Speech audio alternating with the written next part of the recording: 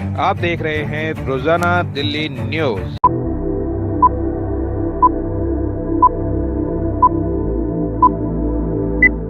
हमारे साथ है कांग्रेस के युवा प्रवक्ता राहुल जी, जो इस समय चुनाव की स्थिति है, आप कैसे देख रहे हैं? जैसे कि बीजेपी नारा दे रही है 400 पार का, तो इंडिया गठबंधन उसके सामने कहां खड़ा है? नमस्कार, आपके तमाम दर्शकों को मेरा नमस्कार। बीजेपी ने नारा दिया था बंगाल में 150 पार, बीजेपी ने नारा दिया था हरियाणा में 70 पार, बीजेपी ने नारा दिया था, पता नहीं क्या क्या नारा देते हैं। नारा ये भी दिया था 2 करोड़ रोजगार, नारा ये भी दिया था बहुत हुआ महंगाई की मार। कहां गई सारे जुमलेबाज?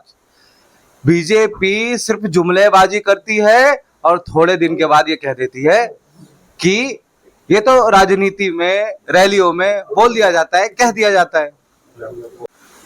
भारत के तथाकथित अभी जो प्रधानमंत्री है, जिन्होंने एक रात पहले बोला कि अगर मैं हिंदू मुस्लिम करूंगा तो मैं सार्वजनिक जीवन में रहने योग्य नहीं रहूंगा, और अगले 8 घंटे के बाद ही हिंदू मुस्लिम के मंच से करने लगते हैं।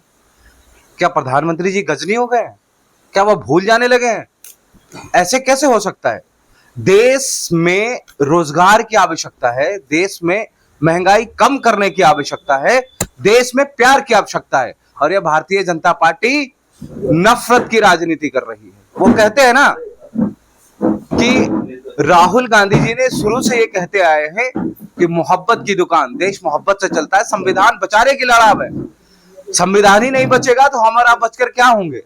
क्या देश तानाशाह के हाथ में देना चाहते हैं?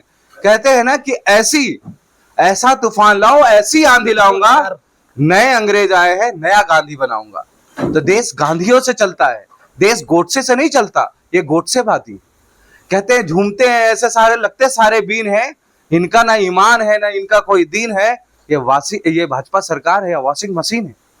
जिस भारतीय जनता पार्टी ने हमारे कांग्रेस के नेताओं को कोस कोस के गालियां दिया, दूर दूर तक गालियां दिया, वो सारे आज इनके अंदर आकर सदाचारी बन गए हैं।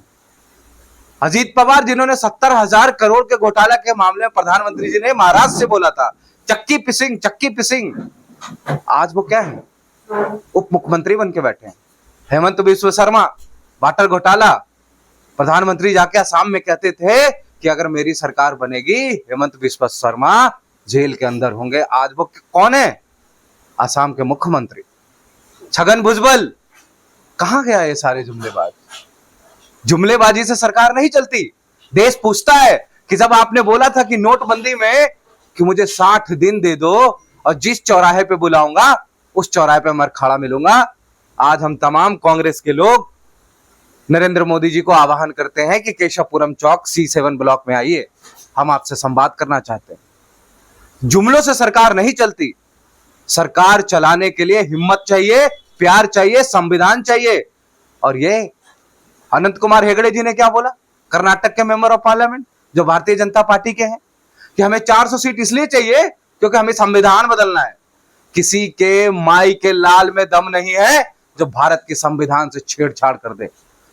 किसी के माई के लाल में दम नहीं है जो भारत के आरक्षण के साथ छेड़छाड़ कर दे। नारी सुरक्षा की बात क्यों नहीं होती?